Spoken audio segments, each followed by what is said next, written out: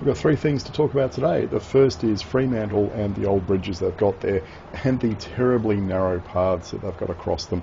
Both the old bridge and the new bridge are like this one, and I've got a mountain bike here and the handlebars are, I don't know, 65 centimetres, 70 centimetres wide, and I was seriously worried about either clipping people coming the other way or hitting these posts as I was riding over. It's pretty flippin' squeezy. There is talk of upgrading this, but who knows if it's going to happen in the next decade or so. And a reasonable amount of traffic across these bridges. Thankfully that widens out once you get onto the northern side, but I was coming down here and the path does kind of a very sharp left-hand turn, and I found out today, whoops, there's a bollard right in the middle of it. Yeah, very glad I didn't get cleaned up by that.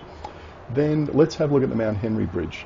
This is another bridge which was built, I think, in the 1970s, and then in 2006 they decided to widen it to carry more traffic lanes. And look at the slope coming up onto it and compare it to the Anzac Bridge. It's almost none at all. And look at how wide this path is. You can see up above, that's where they added the extra lane and widened it. It was a $23 million project, I think. And as a result, cyclists and pedestrians got this beautiful wide bridge underneath. And I look at this and I think, why couldn't they have done this with the Anzac Bridge? I mean, why do we have to climb this horrible, horrible slope to get over the top of it?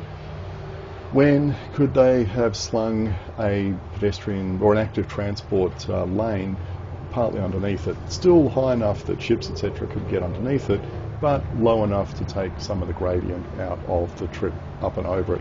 So if they ever get around to redoing stuff on the Anzac Bridge, I think this would be a fine idea. And here's just a plaque for the widening, completing in 2006, if you can read it underneath all that graffiti. But it just shows bridges can't be altered. And here's the ramp going off the other side. The gradient's just nothing compared to the Anzac Bridge. It drops you into a nice park here, etc. And we're about to see the bridge in the background, and you'll be able to see how relatively low that is. And all it needs to get under that is, rowing boats and the odd trailer sailor. Now we get onto just the packs and packs of cyclists I passed in one morning. Going around the river, and this is not every cyclist, this is just the kind of medium to large groups, and that's an intersection there where you really have to watch out for cyclists coming off the Canning Bridge. I mean, just look at the size of that pack going past. See the pack on top of the bridge silhouetted against the sun? They're going to come off the bridge at that intersection. You can see even more cyclists going across there, and more cyclists waiting, and more cyclists coming around, and they're all going to go over the bridge and come off that intersection. And over here you really, really need to pay attention at intersections on the path, because if you don't, you'll get cleaned up. And this, I've got to say, of the half a dozen laps of the Swan River I've done so far, I've never seen so few cyclists on this stretch. So few. And this is really, really, really empty compared to what I've always seen.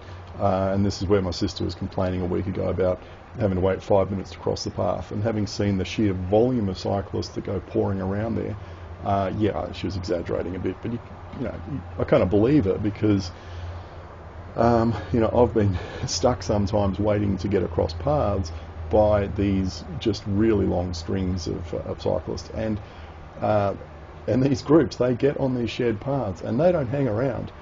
They're going at training speeds on these paths, and it's quite amusing. Well, it's actually not really amusing, it's more terrifying, seeing this horde coming towards you with the wind behind them, doing a pretty fair clip, all rapidly pointing behind them to get off the path, or they're coming around two abreast and they're saying get into single file because there's a cyclist approaching from the other direction. And I have actually been run off this path a few times. It's a good thing I'm on a mountain bike, because occasionally you need to take to the grass. And I would be very interested to actually count the number of people going in each direction, because I think I'm going against the traffic. Like the Bay Run, I think people have a preference for going... Which way am I going? I'm going clockwise. I think people prefer to go anti-clockwise if they're right-handed. Yeah, there's another group going past. You can just see, how many packs have we seen so far? That's quite a few.